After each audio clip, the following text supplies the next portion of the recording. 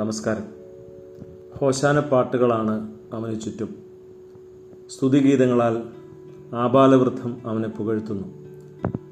ലാസറിൻ്റെ ജീവനിലേക്കുള്ള മടങ്ങിവരവ് അനേകരിൽ ക്രിസ്തുവിലുള്ള പ്രത്യാശ ഏറ്റി. ഒരു വിമോചകൻ്റെ പരിവേഷത്തിന് ചുറ്റുമാണ് ഈ ആർപ്പുവിളികൾ മുഴങ്ങുന്നത്. പാപത്തിൻ്റെയും മരണത്തിൻ്റെയും അടിമത്വത്തിൽ നിന്നും മനുഷ്യവംശത്തെ വീണ്ടെടുക്കുന്നവൻ എന്ന യാഥാർത്ഥ്യത്തിനപ്പുറത്ത് അക്കാലത്തെ ഇമ്പീരിയൽ ടെററിസത്തിന് എതിരായി നിൽക്കാൻ കെൽപ്പുള്ള ഒരു ജനനായകന് വേണ്ടിയാണ് ജനക്കൂട്ടം ആരവം മുഴക്കിയത്. എക്കാലത്തും സാമാന്യ ജനത്തിൻ്റെ ഇത്തരം മുക്തിമോഹങ്ങളുണ്ട്. അവർ പെട്ടുപോയിരിക്കുന്ന സഹനദൂരങ്ങളുടെ ദൈർഘ്യം ഒരു മിഡിൽ ക്ലാസ്സിനും അപ്പർ ക്ലാസ്സിനും ബോധ്യം വരണമെന്നില്ല. ഒരു മതപ്രമാണിയും മഹാപുരോഹിത വൃന്ദവും തിരിച്ചറിയണമെന്നുമില്ല.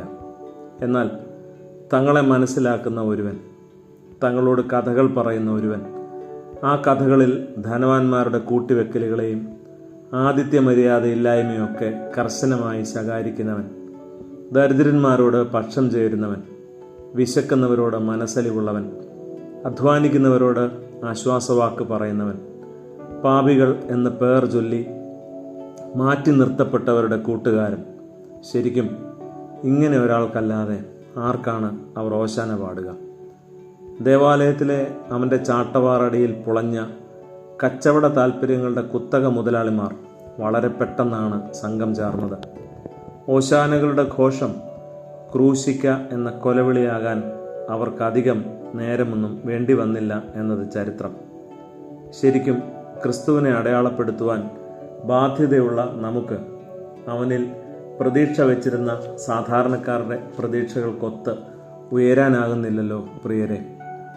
മതമെന്നാൽ അഭിപ്രായമെന്നൊരു അർത്ഥമുണ്ടായിരുന്നു ഭാഷയിൽ. എന്നാൽ ഇന്ന് നമ്മുടെ മതജീവിതം സംഘടനാപരം മാത്രമായി തീരുന്നു.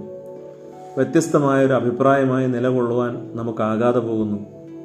കേവലം മധ്യവർഗത്തിൻ്റെ സ്വർഗ താൽപ്പര്യങ്ങളെയും, അതായത് കുറെ കൂടെ സുഖം കിട്ടുന്ന ഇടം എന്ന അർത്ഥത്തിൽ മാത്രം, ഉപരിവർഗത്തിൻ്റെ മരണഭീതിയെയും, അതായത് മെച്ചപ്പെട്ട ഇപ്പോഴുള്ള സുഖാനുഭവങ്ങൾ ഉപേക്ഷിച്ച് പോകണമല്ലോ എന്നർത്ഥത്തിൽ, ഇവയൊക്കെ ഇങ്ങനെ പാമ്പർ ചെയ്തുകൊണ്ട് അലസമായി ഒഴുകുന്ന നമ്മുടെ മതബോധനങ്ങളെയും നമ്മെയും ക്രൂശിക്ക എന്നാർപ്പിടുന്നവർ പെരുകുന്നുണ്ടെങ്കിൽ അവരെ തെറ്റു പറയാനാവില്ല. കാരണം വിശപ്പിനും കണ്ണുനീരിനും അപമാനത്തിനുമൊന്നും നിറവും ജാതിയും മതവും പുരോഹിതന്മാരും ഇതുവരെ ഉണ്ടായിട്ടില്ല പ്രിയരെ. ഇത്തരം അനുഭവങ്ങളിലൂടെ കടന്നുപോയവർക്കൊപ്പം നിന്നിട്ടുള്ള മനുഷ്യപുത്രന്മാർക്ക് വേണ്ടി എല്ലാ കാലത്തും അവർ ഓശാന പാടിയിട്ടുണ്ട് എന്നത് ചരിത്രവുമാണ്. അത്തരം യാത്രകൾ കഴുതയുടെ പുറത്തു തന്നെയാവുന്നത് യാദർച്ഛികവുമല്ല.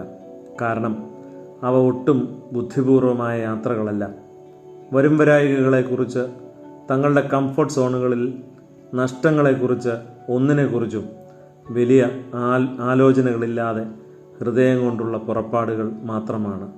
ശരിക്കും മണ്ടൻ യാത്രകൾ. നമസ്കാരം.